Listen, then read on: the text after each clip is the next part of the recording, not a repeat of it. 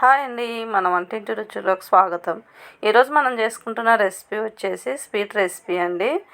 పాకం పట్టే అవసరం లేకుండా ఎంతో సులభంగా చేసుకునే వంట రాని వాళ్ళు కూడా చేసుకోవచ్చండి. అంత సులభంగా ఉంటుంది స్వీట్ రెసిపీ. అదేనండి స్వీట్ గవ్వలు. మా వీడియో నచ్చినట్లయితే లైక్ చేయండి, షేర్ చేయండి, కామెంట్ చేయండి. ఇలాంటి మంచి మంచి వీడియోల కోసం మా ఛానల్ సబ్స్క్రైబ్ చేసుకోండి, పక్కనున్న గంట సింబల్ని క్లిక్ చేయండి. ఇప్పుడు బౌల్ తీసుకొని దీంట్లోకి 2 టేబుల్ స్పూన్ల సన్న రవ్వ, బొంబాయి రవ్వ అండి, అది వేసుకున్నాము.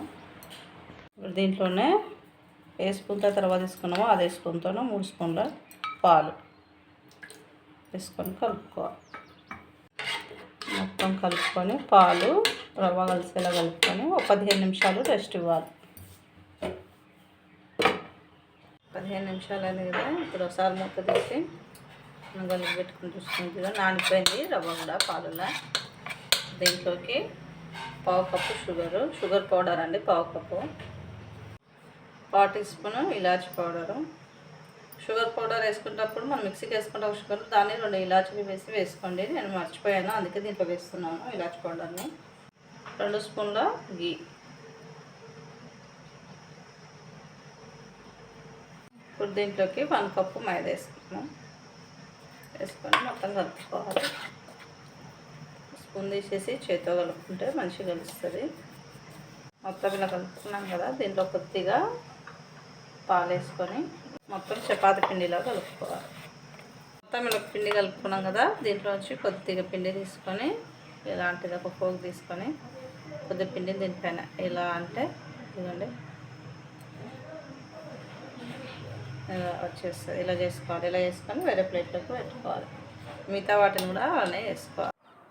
ఇదిగోండి కొద్దిగా పిండి తీసుకొని ఫోక్ పైన పెట్టి అలా ఒత్తుకుంటే గవ్వలు వచ్చేస్తాయండి. ఇంతేనండి, సులభంగా చేసుకోవచ్చు. మరోసారి మీకు చూపిద్దామని చూపిస్తున్నాను. మొత్తం ఇలా చేసుకున్నాం కదా, ఇప్పుడు వీటి నూనెలో ఫ్రై చేసుకుందాం. ఆన్ చేసుకొని కడాయి పెట్టి ఆయిల్ పెట్టుకున్నాను. ఆయిల్ కూడా హీట్ అయింది. ఇప్పుడు మనం తయారు చేసుకునేవి వేసి పెట్టుకుందాము.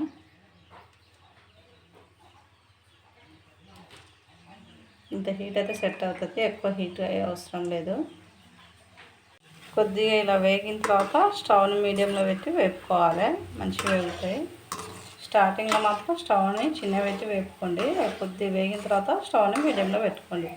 మంచిగా వేగి కలర్ వస్తాయి.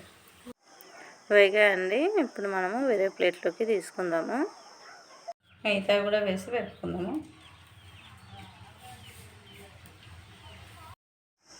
గవ్వలు వేడిగా ఉన్నప్పుడే దానిపైన షుగర్ పౌడర్ వేసుకొని కలుపుకుంటే మంచిగా గవ్వలకు పడుతుందండి. టేస్ట్ కూడా బాగుంటుంది. ఇదిగోండి పాకం పట్టే అవసరం లేకుండా ఇలా స్వీట్ గవ్వలు చేసుకోండి. స్వీట్ గవ్వలు రెడీ.